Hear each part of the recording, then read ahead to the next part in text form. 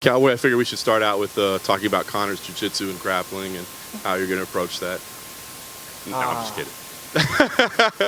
Hey, just talk about a day like today. I mean, one day away from the weigh-ins, and you're riding around on your Harleys and hanging out with your crew. Today, can you tell me, is there ever a reason for you to fight at 155 pounds again? Or does being able to enjoy life a little bit more make it so that you stay at 170 moving forward? The problem is those guys at 170 are so big, hit so hard, you know, like throughout camp I'm like between 174 and 178. Man, I'd have to drink a gallon of milk to get over 80, you know, so it's so easy. Like yesterday we were in the sauna, everyone's like, what are you doing in the sauna? Like, man, we sit in the sauna at the ranch every night. I love it, you know, I just love drinking water in there and hanging out. But I mean, yeah, I was 174 this morning when we woke up. It's not like it's a crazy nasty cut. I'm fat and happy, ate breakfast, go playing on the bikes. But yeah, the sun's shining. It's a beautiful day. Got to put the knees in the breeze and have some fun. So I don't know. I love this journey, love this ride, man. It's so fun. So 170, I feel a lot healthier, a lot more fun. Yeah, 55, I'd be sitting here sucked up, pissed off, not wanting to answer anything. So feel good. Nice. I know you're not a guy that watches tape and watches a lot of fights, to be honest with you, but with Conor being, you know, the biggest star in the history of the sport, is it different? Is he a guy that maybe you did tune in for a couple of his fights along the way? Well, I've seen live a couple of his fights, you know, so, but no, man, the reason I don't do that, and everyone else says, why don't you watch tape? And I said, well, because if I see Conor throw his left hand and knock somebody out, then I'm worried about that, you know what I mean? I just let my trainers, they watch, they study tape. I mean, they do their job, and we work, and we train, and we game plan all around that. Just because I don't see it, you know, I like to just worry about what I'm going to do. Yeah. When along the way did he grab your respect? I mean, obviously that press conference, he was, you know, the skinny English kid that didn't deserve to come up, and now you got a lot of respect for him. When along the journey did you go, no, that guy's the real deal? Oh, just like everybody else, when he started doing exactly what he said he was going to do. And when he got up on the stage, he speaks very well, you know, and he grew the sport tremendously. I mean, the dude's a superstar, and he speaks well in front of the media. He brings a lot of eyes, a lot of attention. So, you know, right about that time, I was like, this dude, he's the whole package, man, for sure. As long as you've been doing this, I mean, you're a big fan favorite, but if you win this fight, I mean, it's going to be in front of the biggest audience ever. I mean, this would be massive for you. I wonder, I mean, everybody talks about what Conor's going to do next, and does he want a 155 belt or a 170 belt or I mean, where would this catapult you? What do you want to get out of this? Oh, man, I'm just looking to go in there and have a good time. This is, I do this for me, man, you know, right? This is like, the money and everything's great, but I literally love doing this. And so what's next? I don't know. Sunday I'll probably talk to Dana before I'm loading up my bikes and heading home to load up my snowmobiles and go play in the fucking deep ass snow that they're getting at home right now. So that's what's next for me. Go play, go have fun. And Saturday night I get to go have the most fun I've ever had. So I can't wait. Last thing for me, I know you don't want to look past this fight, but a little earlier today, Jorge Masvidal was sitting where you are. The BMF belt was right there on that table. And he did say, you know what? Maybe I'd be willing to put that thing up to challengers if they're willing to put something up for me. They got to make a bet, a wager. They got to have something for him to win. So I'm curious, can you think of a wager or something that you could put on the line for him so that maybe that BMF belt could come home to the BMF ranch? Oh, man, like I said before, I don't know what I'd offer Jorge. I'd love to sit here and say, man, I want a shot at that BMF belt, but he'd be like, yo, Cowboy, I just whipped your ass 2 fights ago, so what are you gonna do? I'm like, well, I just big Conor, and now I'm ready for you. And be like, I don't know. So, I'd love it. I'd love it. He wants to give me the opportunity. Absolutely. That'd be, you know, I feel like I'm one of the last fighters. Him, Diaz. You know, there's only a few handful of the real fighters that are left. You know, and so if he wants to get in there and mix it up, hell, fucking yeah. But until then, Saturday night is what I'm looking forward to. Cowboy down on your left over here. We saw you come in on the Harleys. Is that a usual tradition that you do? Do you usually show up to the media events on Harleys no matter where you are? No, if the sun's shining, we do though. You know, if it's a night like back home, it's 30 degrees. You ain't getting on a bike at home. So we knew we were coming to Vegas. Like, hell yeah, we're loading the bikes up because usually when we come here, it's summertime. I'd have the boat and the Harleys, and you guys would not see me because I'd be out on Lake Mead playing hard. So it's a beautiful day out riding. It's a good time. And did you brought the Harleys with you from New Mexico? Yeah, my trailer's sitting over there at the UFC box right now, just waiting for me to load them back up and take them home. You're not staying over there, are you? No, they're real worried about me and Conor crossing paths. I don't understand, but there's no way I'd fight Conor today when I can get paid for it on Saturday. So yeah. Harley's tomorrow or Saturday before the fight? It depends on if there's no wind and it's sunny, and I'm sure we'll be out on. We'll be on every day, you know. It's cool. Masvidal was here earlier, and he kept saying that McGregor is the bigger fight for him moving forward. Of course, if McGregor were to beat you, and everyone always says that Conor is the money fight. What does that mean to you? I mean, is that true from your experience? I mean, you're fighting him on Saturday. Is it a bigger money fight for you than it would be for other fights you've had in the past? Oh, if you're asking me if I redid a contract, yes, I did. And so thanks, Conor. Appreciate that.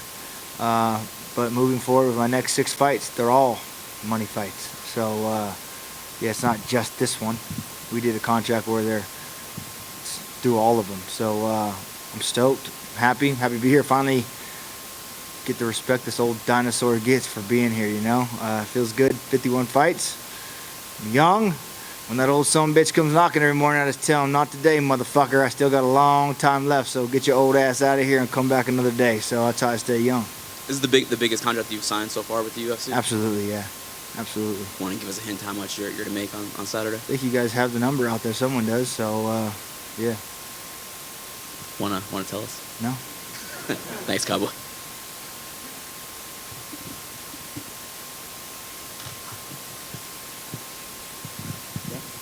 Cowboy, I know you prefer having no trash talk, but are you surprised that Conor's not coming with a bit of his usual verbal warfare, as it were? No, I was excited to sit back and have a chuckle. Just don't know what he's gonna say, you know, what he would have said. You know, you lost your last 2 fights. I'd have been like, yeah, and you know, couldn't really talk bad about me being a good father or a good role model. So I don't know what he would have come at me with, but I was ready. To laugh. I was hoping. I mean, he did good. He still had his witty little charm, and I think the press conference threw everyone for a loop, and it was good to see him he has such an awesome platform. Why not be a good role model? Why not be a good person? So it was cool to see him sit there, and the same thing I've been preaching my whole time, like, man, you can steer this vessel any way you want. It's good to see him making the right path, man. I like it. You and him have been linked for this 5 years, almost since the first press conference. What was it like to finally actually stare down with him and look him in the eyes? I don't know if you take much away from a face-off, but what was that like? Nah, it was like they always are, you know. We're fighting on Saturday. I'm sure tomorrow will be a little more fired up, looking into my soul. I don't know. I love it. The usual criticism of you is can't win the big one, like you said yesterday, and you struggle with southpaws. Some would argue then that this could be the worst possible matchup for you. I get the sense that actually fires you up more than anything, but what do you say to those people who think, stylistically, this is as hard as it can be for you? Yeah, they always say Cowboy can't do the big fights. This is the big one, so we're going to see, you know. But all those guys that beat me have gone on to be champions and title eliminators, you know. So it's not like I'm just out there getting my ass kicked by nobodies, you know. The people that beat me are good, and I've been in the sport a long time. I deserve the respect I get, and it's cool to finally see Conor giving it to me. And Saturday night, man, I plan on doing everything right. What Cowboy shows up? Fuck knows, man, but hope the bad motherfucker shows up. That's what I'm hoping for. Cowboy, over here to your left. Cowboy. Yep. So, what would you think if the surprise was Conor starts talking mad trash when you get into the cage? Oh, now we're fighting. Now that's a different story. All right. I mean, now we're actually in the octagon. Yeah, say whatever you want. It wouldn't like throw me for a loop or catch me off guard by any means at all. So I'll be ready for it. I mean, I fought Diaz. That's some bitch. That's all he does the whole fight. So yeah. Speaking of Diaz, do you see some similarities in the fights that Conor had with Nate Diaz and the fight that you're about to have with Conor? Can you take anything from what Nate Diaz did against him? You know, other than just a gritty, nasty fight, that's what I'm looking for. You know, 5 rounds of hell. So we prepared, my coaches and I. We're ready, man. I don't know what else to say other than that. Okay, so you say you have a 6-fight contract and you're excited about fighting 6 more. Could that be it? Could the end of this contract be the final chapter of Donald Cowboy Cerrone? Or this year? Yeah, maybe this year. But no, hell no. Not even close. It hasn't even thought about the final. No. So getting the bigger payday, would that maybe stop you from trying to fight 4 times Nope. a year? No, you'll keep on doing it. You give me $80 million, whew, Sunday I'm gonna see if you want to run it back again. So yeah, hell no. Absolutely. I love it. Thank you. Last question is, how does the Donald Cowboy Cerrone of 2020 compare to 2015 and 2010? How are you different, and what are the things that you think you've improved on the most? Oh, I've learned how to listen to my body, for sure. Training. I know how to get on the Harley and let the wind blow and not worry about this fight. This is a lot. This is a lot, man. This is a hell. I mean, sitting here in front of you guys, so you got to just put my knees in the breeze and let all that shit go, man. And just worry about rolling, you know. So for me, all the crazy activities I do, just get this out of my mind, you know. Don't think about it. And so what's different? I'm a lot more matured, a lot more veteran, ready, excited, and know all the steps I got to do to not be a slow starter, you know, to make it happen on the big night. So we'll see. Do you think 170 favors either of you, or it's pretty much the same, being that it's 170? Oh, I think it's. I don't think either one of us are going to be any much bigger. This is probably just our same everyday walk around training weight, you know. So yeah, hell yeah, it favors us. We're not sucked. We're not depleted. I'm able to talk to you guys, laugh, and have a smile. Sounds good. And 170 is where you're going to stay, you think? Or? Nah, hell no. Unless the next guy wants to meet me there too, you know. But no, I'll probably go back to 55. Or I'll fight. I don't know. Who fucking cares? I'm just going to keep fighting. Whatever they want. Don't matter to me. Sounds good. Thank you very much. Donald, in front, you have, you know, the most impressive collection of UFC records of any fighter in the history of the company. I'm curious, where does having your own custom Budweiser can rank amongst all your career man, accolades? that was, I should have brought one for you guys, but fuck that, I'm keeping them for me. That was like the coolest thing I've ever seen happen, man, you know? The Budweiser guy dropped off cases at the house today. It was just cool to see all my teammates and everyone ripping through the boxes like, oh man, it's just, it's impressive. It's really cool. And man, I got my face on a Budweiser can. No one getting cooler than that. If you're into cool shit, you know? Conor said that he's been abstaining from alcohol. Have you also been abstaining from alcohol? No, no. Good for him though. And we saw you on the Embedded over on Fremont Street. You were singing along to Every Rose Has Its Thorn, I think. Is it basically any song with the word cowboy in it? You're a fan of the lyrics? Do you have any other favorite cowboy songs? Fucking Bon Jovi came around now. Everyone here would fucking fist pump and put it this guy. You know what are you talking about? Those are all American. I mean, the Guns N' Roses, Poison, Joe and Jet concert that's coming. If y'all don't have tickets, I don't know what the fuck you're doing with your lives, but Cowboy's gonna be there front and center for sure. Yeah, are you kidding me? What was that? Spandex Nation, I think, was the name of the band that was down there playing. They just rocked a bunch of '80s hair band music, and if you don't know the words of those, I don't know what you guys been doing with your childhoods, but yeah, I like singing along. They should have given me a mic. I would have murdered it, and it'd have been fun. Cowboy, this fight has been come close to fruition for the last 2 years, but it hasn't. As it kind of kept yanking away from you a little bit, did you think it was actually going to happen, or did you kind of give up hope? Oh, we gave up hope. I mean, I shouldn't say we gave up hope, but it was just like it would always come up, always come up, always come up, always come up. And yeah, this last one, I was like, I'm fucking going snowmobiling, man. You just, if it happens, it happens. My manager's calling me, my friends are calling me, and I said, I'm going snowmobiling. You let me know if it actually happens. And they couldn't get a hold of us out on the hill, and we came back and they're like, fucking sign the contract. It's here. I was like, oh shit, it is here. Call my coaches. Let's go. Did it feel real right then, or there was at some point you realized that this is actually a go? There was actually like a 2-week period where it still didn't feel real because something was happening on his side. No idea why, but yeah. So it still kind of felt like fuck. Are we biting the bit again? Are we gonna get fucking made fools again? And then it happened. So here we are. What's your relationship like with your management team? I mean, I like, for example, Kevin Harvick. I mean, you do lean on Kevin for advice. He's been through kind of, different situation, obviously, but he's been through these pressure-packed moments. Yeah, the KHI management, every one of our athletes, we all have each other's numbers. We all have everything. So to lean on any of those outstanding people is cool. I can call any one of those guys and ask them for advice. Ask them, they're all pumped up for this fight. We get pumped up for their races, for their golf tournaments, whatever it may be. And yeah, we're like a giant family, man. So it's really cool. It's not just me, or not just them. It's a well-oiled machine, and they work their asses off for us, so it's cool. Last question: do you have a moment or an anecdote about Kevin Harvick where he's giving you a piece of advice and said, you know what, that's something that I can really apply and it has helped a lot?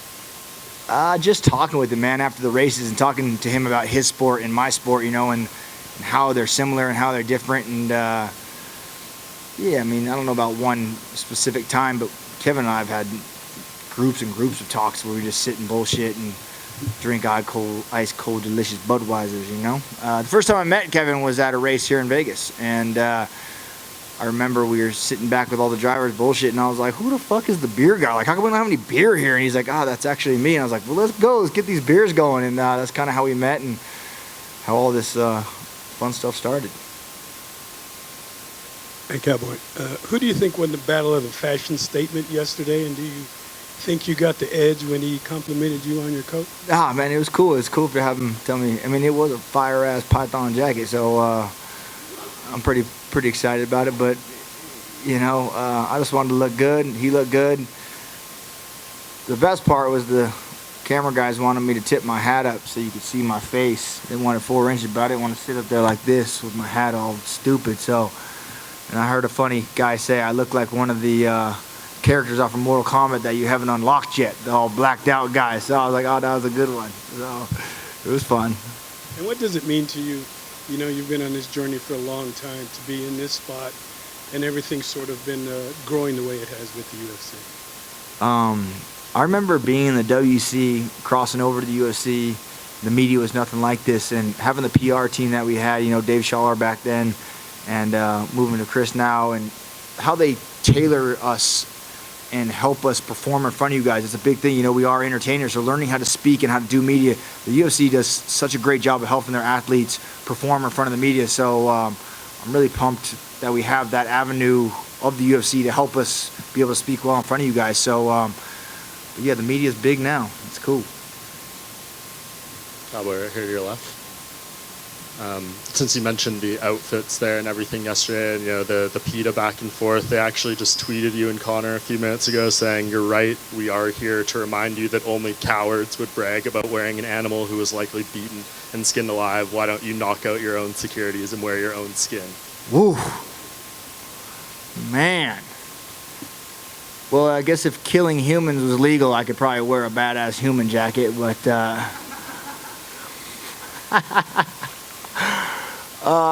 I got a white buffalo at home, PETA, and when she croaks, I'm gonna wear a bitchin' ass fucking legendary white buffalo cape out one of these days. So, not at the ranch. I have a lot of animals: turkeys, goats, chickens, pigs. We kill them and butcher them. We eat them all ourselves, man. We use every bit of them. So it's not like I don't just go down to the store and buy beef, you know? We raise it and kill it and eat it. So if there's something inhumane or unjust about raising and killing my own meat for my own sake, PETA, you're fucked up.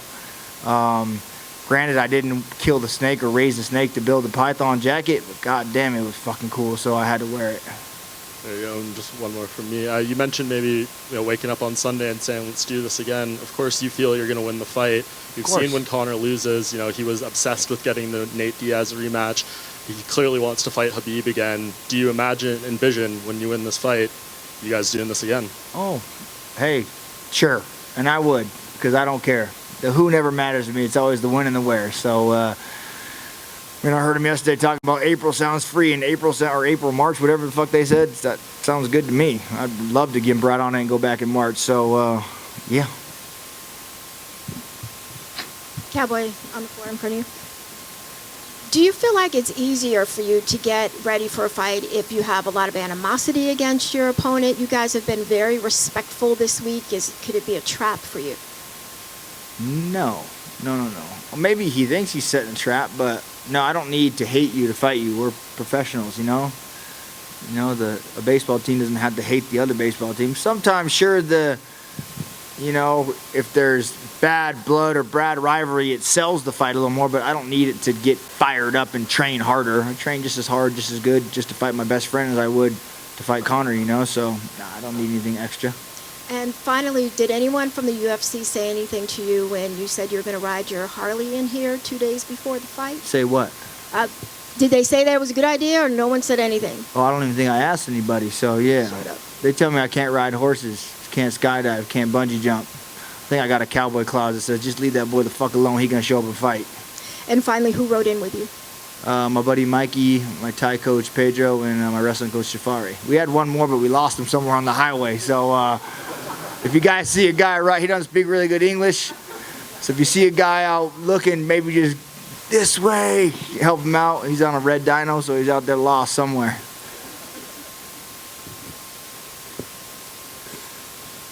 All right, thank you guys, I appreciate it. Saturday night we're gonna blow the roof off this motherfucker, so can't wait. Cowboy showing up for the big one.